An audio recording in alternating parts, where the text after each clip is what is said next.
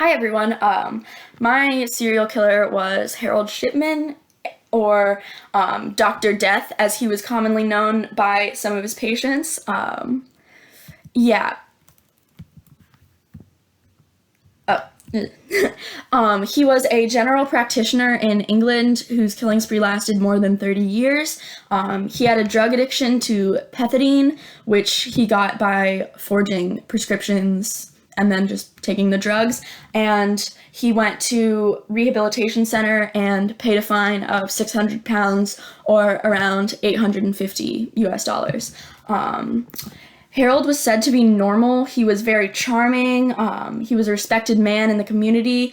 And he had lots of friends. All of his friends were, he was the type of guy that people said, oh, I can't believe him doing anything like that when he was found out.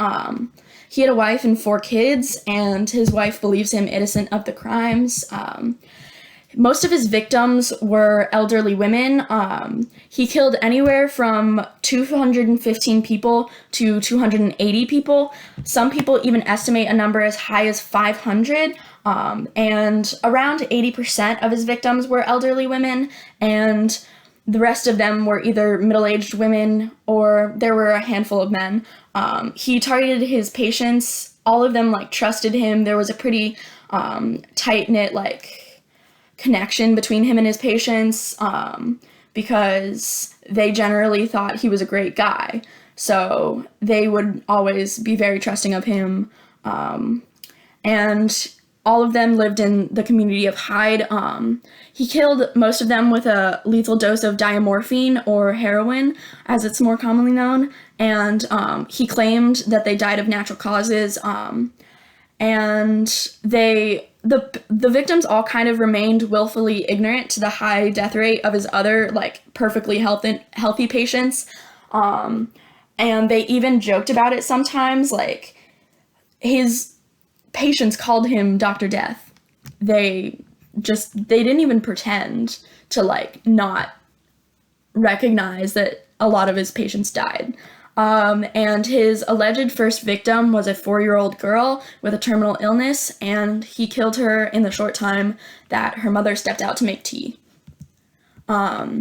His kind of main routine and signature was he would obtain diamorphine and he would inject them with a lethal dose. He would kill them face to face, looking at them. He would issue a death certificate and alter previous records of health to indicate a condition to match the treatment, quote unquote, that he was giving his patients. So basically, he would just make up an illness and try to make the death more believable and look natural. He would occasionally write himself into his patients' wills, but his motive was not financial.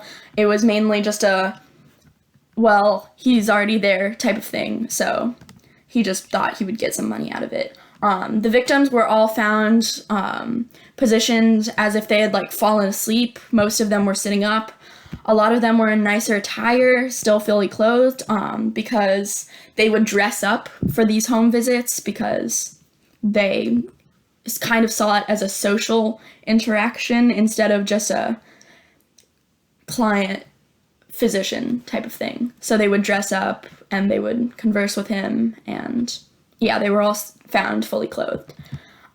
He was an organized killer. I believe him to be a power and control killer, and all of the traits that he indicates of an organized killer are he had a thought-out routine, and he would tamper with evidence that could be used against him. He was socially and sexually competent. Sorry, I can't speak. And he worked in a profession that needed skilled work. He also lived with a partner, his wife. And police had shortly investigated him in March of 1998 because of the medical, funeral, and pharmaceutical communities raising suspicion that because he had a high death rate of mostly healthy clients, and police found no evidence. They claimed him to be a normal man who was important to their community, and asked people not to make up accusations against a pillar of their community, quote unquote. And it wasn't until June of 1998 that evidence warranting another investigation popped up.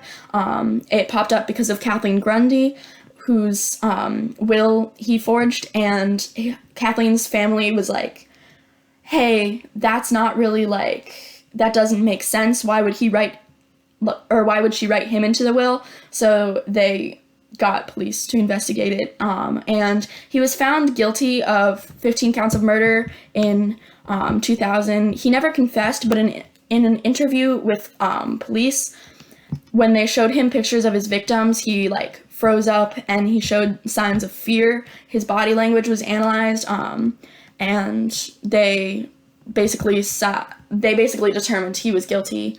I mean, they already had enough evidence to fully know, but yeah, his behavior indicated enough, even without a confession.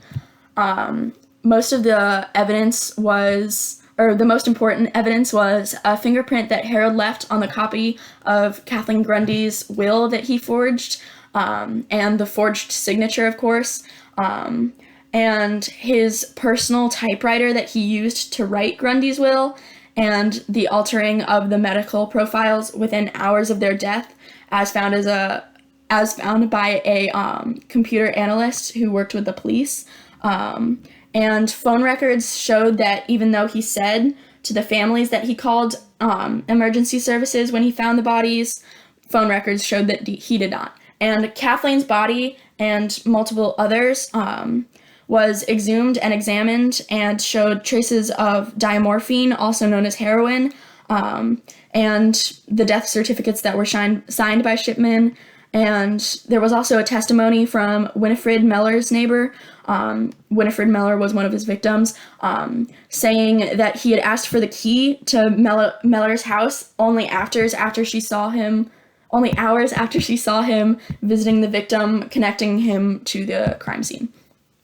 There's been no formal psych evaluation for him, but what fits him best is addictive personality, God complex, and grandiose narcissism, and things that have kind of pushed him along into this path were his mother installing a sense of superiority in him, treating him like he was her favorite, because he was a bright child, and he watched her grow ill with lung cancer, and he stayed by her side while she slowly died. His interest in medicine stemmed from watching his mother receive doses of pain medicine, and many speculate that his mother's death is what triggered Harold's addictions to killing, because his school friends said that when he was grieving with the death of his mother, he would just go out and run for hours, and people speculate that the endorphins released while running, he associated that with his mother's death and recreated it with his other victims, because they were all killed in the same manner, basically. They were all old. They all received high doses of morphine and diamorphine. So, yeah. And these are my citations. Thank you for listening. Bye.